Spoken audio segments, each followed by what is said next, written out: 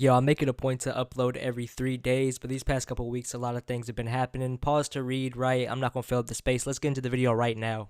This is Can't Get Right MMA, and today I'm going to be doing a prediction video over one of the most interesting matchups in the lightweight division right now, which is Paddy Pimblett versus Justin Gaethje. Now, let me go over a summary of what I'm going to be going over in this video. I'm going to be going over how the fight would go standing, also how the fight would be on the ground, how could Paddy Pimblett get the takedown, and how either one could win, and also why I think the low kicks will determine this fight.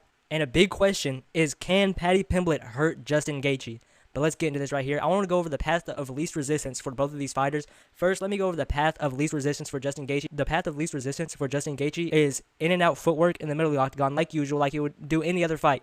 I'd say also try baiting out a leg kick from Paddy Pimblett, because the thing is, what Paddy Pimblett does, he has a habit of mirroring, especially when it comes to low kicks. More often than not, he will not let you get a low kick for free. He will just immediately mirror you with another low kick of his own. So I think that low kick could be baited out by just chopping out the calf, which is one of Justin Gaethje's best weapons.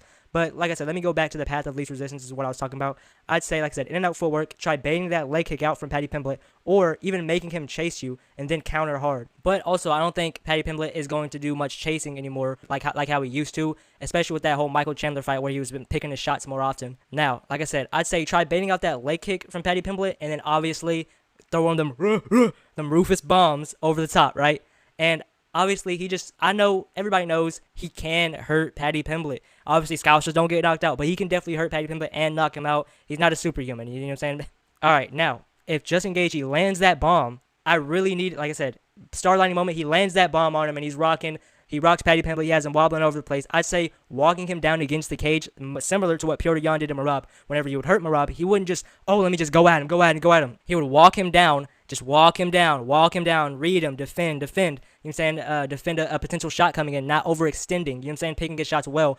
Also, I'd say walking him down against the cage and consciously doing extended combinations while being aware of the shot, right? And maybe even doubling up on lead hand strikes. We all know Paddy Pimblett, he got caught by Luigi with the double right hand whenever he wasn't expecting it. And I think those long extending combinations is a potential weakness for Paddy Pimblett. So yeah, I'd say consciously doing extended combinations. When I say consciously, I mean make sure he picks his shots well so he just doesn't get countered with a shot. And maybe doubling up on lead hand strikes. And like I said, if he has Paddy hurt, he has Paddy rocked or wobbled, you know what I'm saying? Like I said, and he's walking him down against the cage and really picking his shots well, I'd say the best bet is for him to just dirty box against the cage to seal the deal, much like what he did with Michael Johnson, right? Just grab his dome, throw them Rufus uppercuts, throw the big shots in the clinch, get the dirty boxing going to seal the deal. That's how I would see a star-lining moment happening for Justin Gaethje. Maybe he can win on a decision. I can see if any of these guys win by decision, I see Paddy Pimblett getting the back at the end of some rounds and winning there. And if Justin Gaethje gets a decision, I see him just, you know what I'm saying, pitching like jab and just picking his shots well, and Paddy Pimblett not getting the read as fast as he can or being able to make those adjustments.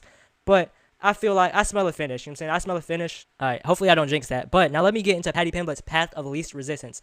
I'd say the best bet for Paddy Pimblett is doing obviously similar to what he did with Michael Chandler. And I'm so glad that like all these experts on MMA and stuff like that, you know, people who comment on MMA realize and like always point out the fact that Michael Chandler is not Justin Gaethje or Dustin Poirier. Michael Chandler is not Justin Gaethje and he is not Dustin Poirier, but they're always linked together. So they competed in the same era, so on and so on. But the path of least resistance, right? Picking his shots at range, like I said, similar to what he did with Michael Chandler. Also, I'd say doing the Aljamain Sterling method, right? Aljamain Sterling, what did he do? How many takedowns did he attempt against Petr Yan in that second fight, and how much did he fail? You get what I'm talking about? I'd say being all the way out or all the way in, right? Using that Aljo method where you just keep shooting. Now, you don't even really need to fully commit, right? Just making sure Justin Gaethje has that in the back of his head no matter what. And the thing is, Paddy Pimblett, he really only needs one. If he has a deep in shot with Justin Gaethje and he gets him to the ground, I believe Paddy Pimblett, that's his world. Okay, yeah, Justin Gaethje, any Justin Gaethje's fan heart is going to be just palpitating. But I'm going to get into how Paddy Pimblett can even get that shot. But let me get in right here. Using the Aljamain Sterling method, right, of shooting, not really fully committing, but just, you know what I'm saying, committing whenever it counts and making him think about it.